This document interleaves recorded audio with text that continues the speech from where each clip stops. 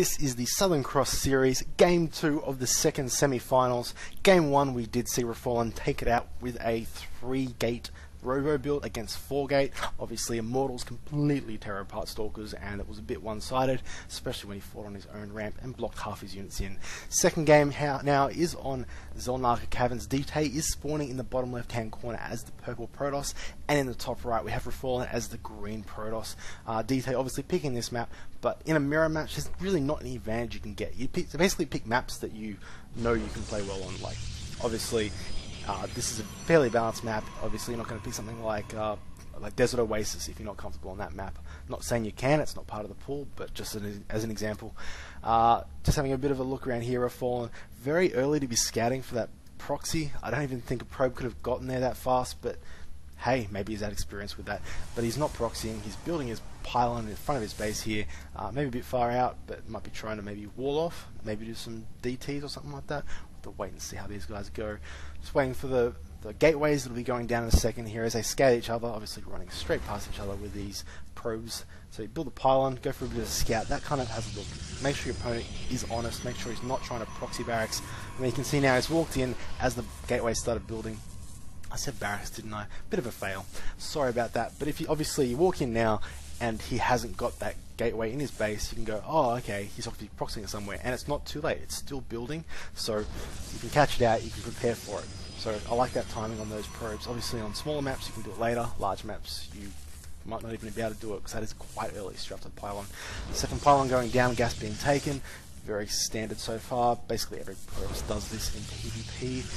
Just waiting, just turn my busy on, obviously I didn't do that, fail, sorry. And basically, we're just going to be waiting for that,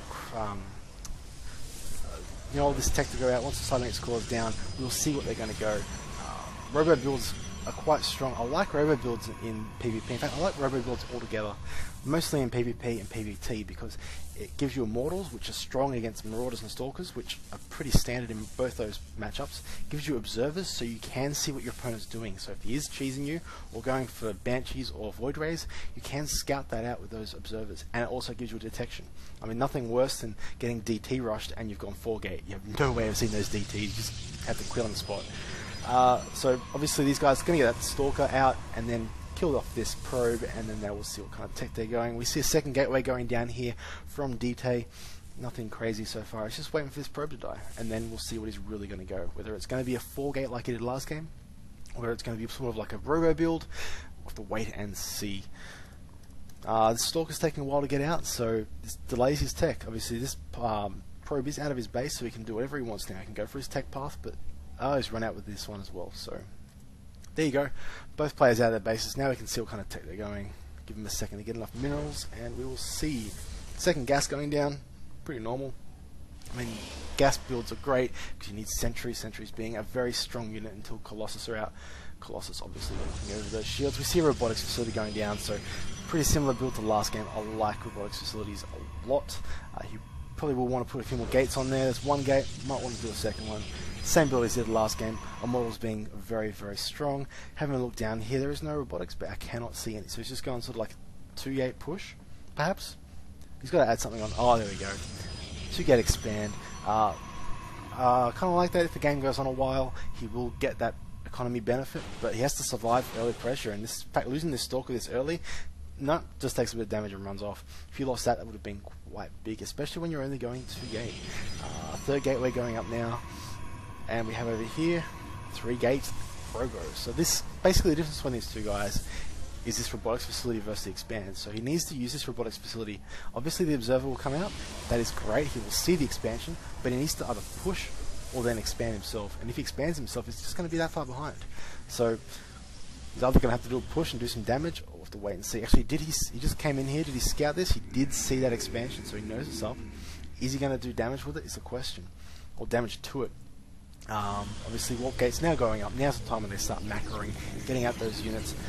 Did he skip that observer? I think he cancelled that observer to get out a quick immortal, because I cannot see it anywhere.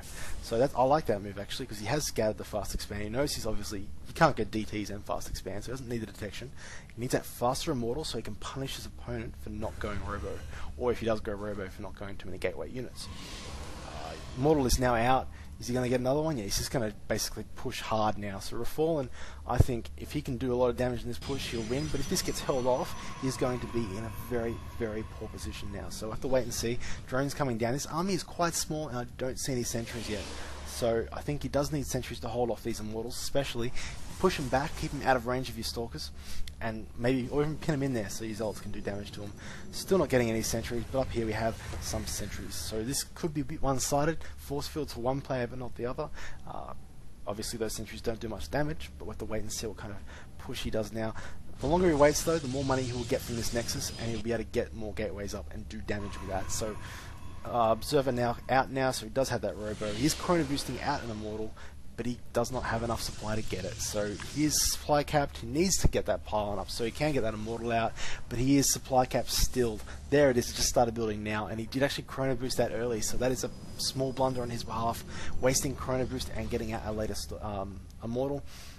Nothing really coming from here though. He's just content to sit here. Is he expanding? No, he's not expanding, so he's just waiting for a time that maybe that third Immortal was it. We'll have to wait and see what kind of push he can do here. This is looking very weak. He has a lot of Zealots, but really Force Fields will negate that quite well. He's going for sort of a two-pronged attack here. This half here is engaging quite early, coming from the side here now. He has got sentries, but it might be a bit late. Force Fields going up, basically just breaking up this army now. Beautiful work. Probes coming out. Probes obviously doing small damage, but can do basically the same amount of damage to a shield as Zealot can. Pushing forward. Refallen looking in a good position. These Immortals getting focused down, but leaves his Stalkers and this Immortal back here to do damage. This Immortal's almost dead, but it's not going to target. There it goes down. And we do actually have a pylon back here warping stuff in, reinforcing him. So Refallen could take this game quite well. If he can push forward now, kill this Immortal, kill these Stalkers, take out this expansion, he will basically be in a commanding position. He hasn't expanded though, it'll still be one base against one base, but he'll just keep reinforcing, pushing to remain. This Immortal though, doing a lot of damage, just takes it out, and he is reinforcing, but it won't be, in fact, dtay may have held this off. Wow, that was crazy. That Immortal was not focused down fast enough, in fact at all, and it basically tore through all of his Stalkers. So yes, that pylon's there. In fact, did he even see this pylon? He should have seen it. He had to have known it. Yeah, he saw the pylon. He needs to go down there and kill that, because that is not good to have a pylon sitting there next to your base. You go out to attack, you can warp in a couple of Zealots and kill it. Here they come now, sending some probes to help kill this. I have no idea why. That was an error. Send them back to harvest and do what they're meant to do. And he's going to kill his pylon off. So Refallen now, knowing, he realizes he's behind, he needs to expand. He's coming this. Maybe he wants to double expand. I don't know if that's a good idea though. He's trying to macro up. Is he trying to tech up at all? No, he isn't trying to tech. So he's in a very poor position. That push did not do any damage. Just checking, he pulled drones out, but he's still ahead on drones. So dtay that is. So even though he sent the drones out to attack those Immortals, he still has 6 more harvesters than his opponent, and he will keep gaining that advantage until this Nexus can start building them. He has actually seen he's starting to expand now. In fact, this could be a good push now. He has only a few units, although there are 4 sentries, and we have a Warp Prism from Refallen. He's going for a drop as well. So what's in this? Just 3 Zealots. He will see this though. Will he pick this off? He just completely ignores the Warp Prism. Oh, sentries coming through. If he loses this, it's going to be big. Oh, and he loses it, but drops 2 Zealots off. They're going to get picked off. That was huge. Basically, Refallen trying to get back in this game by doing some sort of backstabbing in the back, basically sends that Warp Prism straight through the middle of the map. Not a good idea. You needed to hold the towers so you could see where his opponents are. So you can drop where they're in. He's going to lose his pylon now, and Refallen in a horrible position now. Look at this. This is a weak army compared to his opponent. He has no Immortals in there. There is 1 Immortal in there. We'll have to see a few more. There is dtay is getting a pylon up here as well. I'd like to see one a bit closer. He is warping in some more Stalkers though. So this push here could do a bit of damage. There is only 4. There is 4 sentries though. I didn't quite see that many. Force fields here will be key. Force fields, very good force fields by Refallen, pinning half the army back there. And what do? You push forward, you pull back, you lose half the army either way. He has to move around. He's picking off half of this army. Force fields go down, but honestly, dtay having so many units that he doesn't even need to worry about that. He is going to take out this small army and possibly win the game. GG. Refallen losing that game. Fast expand beating Robo. Who would have thought?